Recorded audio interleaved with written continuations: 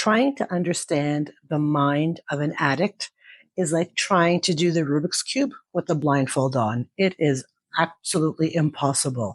Today, we're going to talk a little bit about having an addiction and what it's like, the daily mental torment that addicts go through. So people have a little bit more of an understanding as to why we have such a hard time quitting our addictions. And this video will be good for those who have an addiction. And also if you have a loved one or a close friend or family who has an addiction, so you can understand them a little bit better. My name is Eva, and this is Women Blazing Trails. I will be 63 this year, and I have been a smoker for 50 years of my life, which sounds horrible when I say it like that, but that's the reality of it. I started smoking when I was 13. And I've quit probably about a million times in that 50 years. At one point, I had quit for maybe three or 4 years. Let's say 4 years. I'd quit for 4 years. And then something happened personally to me. And I started smoking again. And then I went through hypnosis. The second time I quit, I went through hypnosis and I quit for about 2 or 3 years, and then I started smoking again. And it's just a vicious cycle of quit for a year or two, start smoking again, or whatever your addiction is. But so that's been the way my addiction has gone for the last 50 years.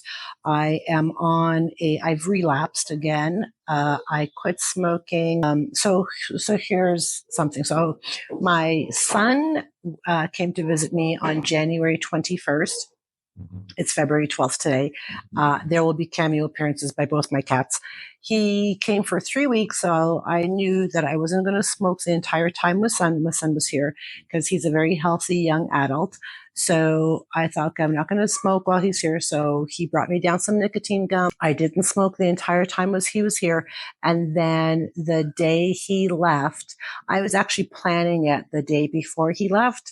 When am I going to buy cigarettes? Should I buy cigarettes? No, Eva, you shouldn't buy cigarettes. You had 3 weeks smoke free. You can do this. Just keep going. No, I really want a cigarette.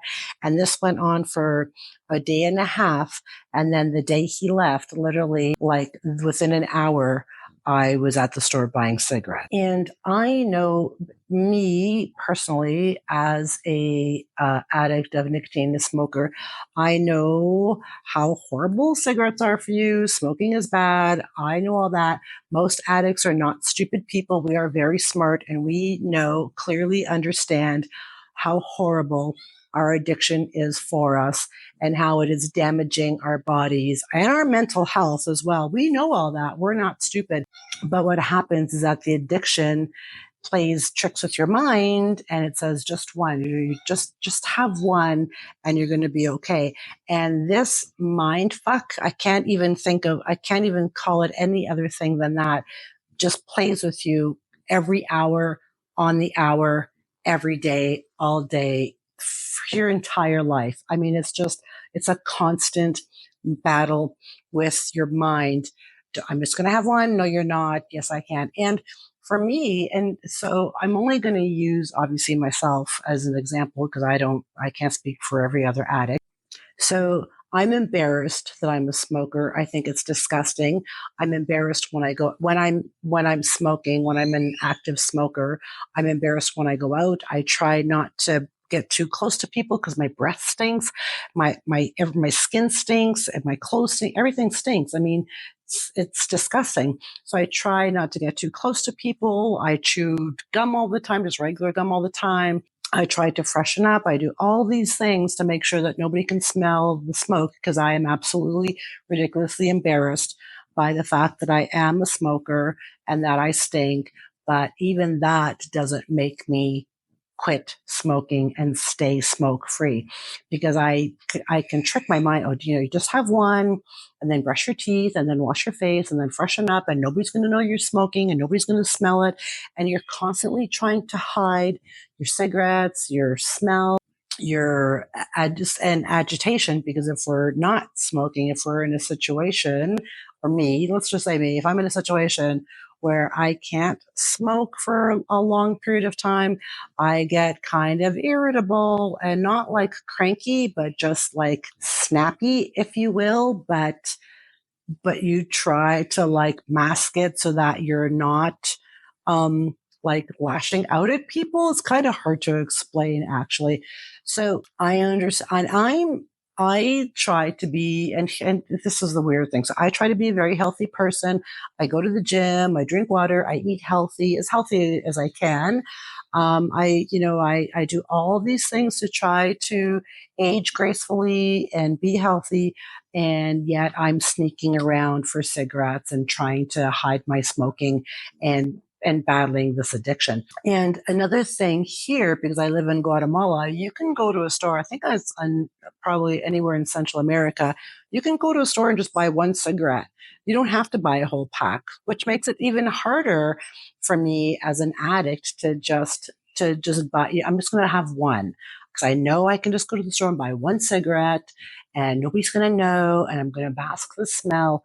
And then you do that. And then you're like, well, that was stupid because now you stink and you have icky breath and now you smoked and now you've taken one step back and you don't care. As an addict, you don't care.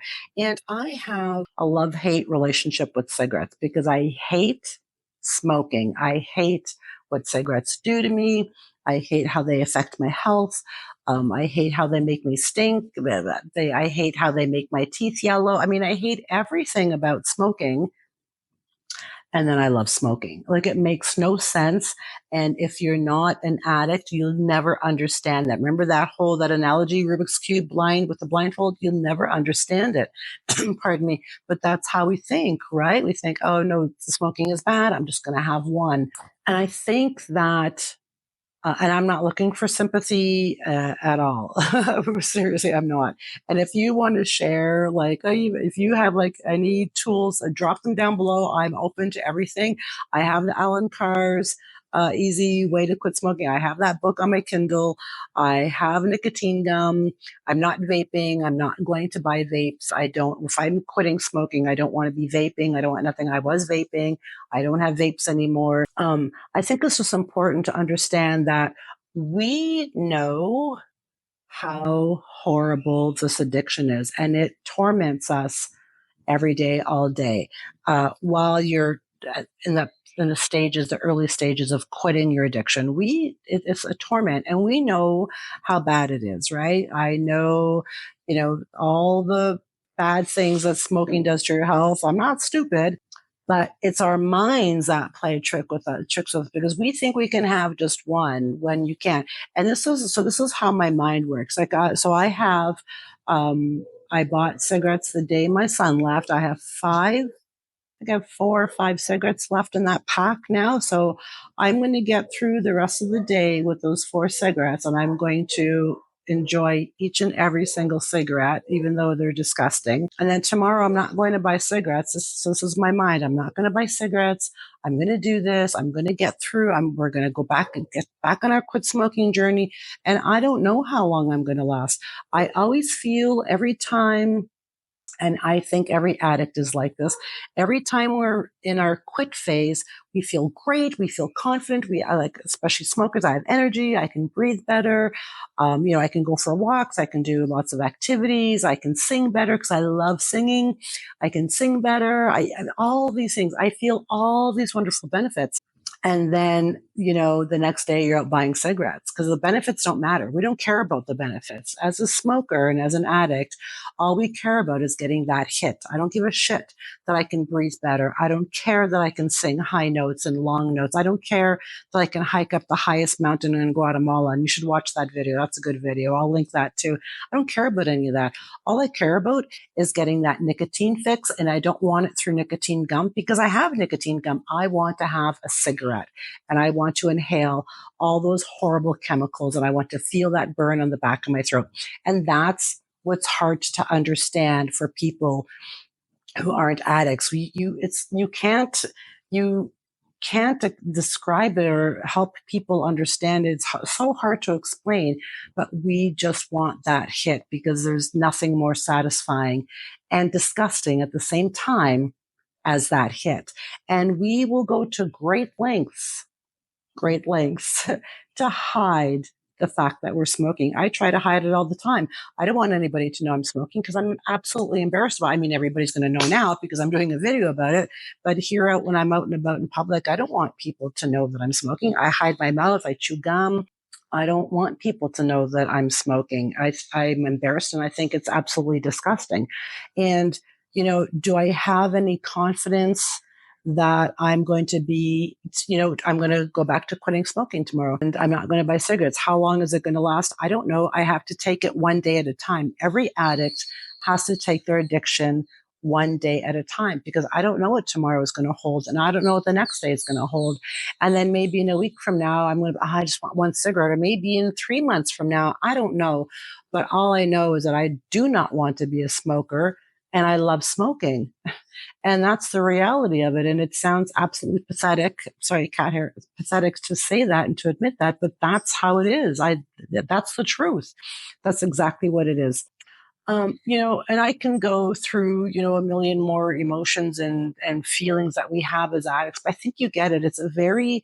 We are embarrassed and disgusted by our addiction. I know maybe I should say I am. I can't speak for the masses.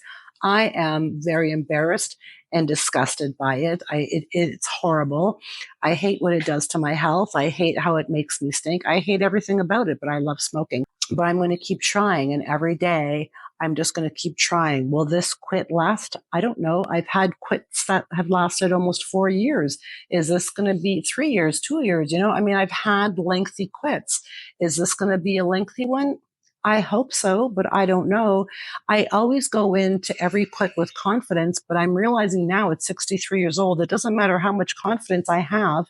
I just always relapse. So I'm going to go in with as much confidence as I can muster. And I'm going to take it day by day. And so here's something. If anybody here is watching this and you want to quit smoking with me, that would be great. You can join my quit smoking journey. And I think together, I feel like it's good to have an accountability buddy. But at the end of the day, all the choices you make are your own. Like you choose to smoke and you choose to relapse. Your accountability buddy can't help you. They can offer you encouragement and support, but at the end of the day, the decision to go out and buy cigarettes is yours, not theirs. So, but strength in numbers. So why not? If you want to quit smoking, you're more than welcome to join me. I think I just wanted to do this video so people could sort of have an understanding of how an addict thinks and the torment that we go through. And I'm by no means looking for sympathy. Don't feel sorry for me. This is all my fault. And I feel that if we have kindness and compassion and empathy in understanding an addict, then we won't feel so frustrated with the addict and we won't lose our patience with the addict because we're trying really hard. Honest to God, we are. I'm trying very hard, but the addict, the smoking just always wins. And it's very sad. It's very frustrating. It's very depressing. You feel defeated and you feel like you're a loser and a failure, but we just keep trying. And I feel that the most important thing is to just keep trying because one of these days that quit is going to stick. And I'm trying to be hopeful and optimistic about that, but it's one day at a time. So anyway, I hope you understand addiction a little bit better after this video. If you can just offer a little bit of empathy, compassion, and kindness to the person in your life, the loved one in your life who does have an addiction, or yourself, be kind to yourself. If you are going through an addiction or trying to quit, you just be gentle and be kind and just do the best you can for each day that you're going through your quit phase. Anyway, that's all I got. I hope you enjoyed this video. And I just wanted to make a quick note about the members only No Holds Barred Lounge. It is for women only. We meet once a week live, and it's a very private, safe space for women. So we can just talk about things that matter to us. And it's a great way to connect with other women, other like-minded women, where we can just share stories and share our struggles and issues and all of that stuff. Don't forget to like, share, comment, and subscribe. all of that good stuff. And I do upload every Sunday, though I'm late this week. So hit the notification bell, put it here, that notification bell, so you know when I do upload a new video. And I hope you enjoyed this video. I will catch y'all back here on the next video. Bye for now.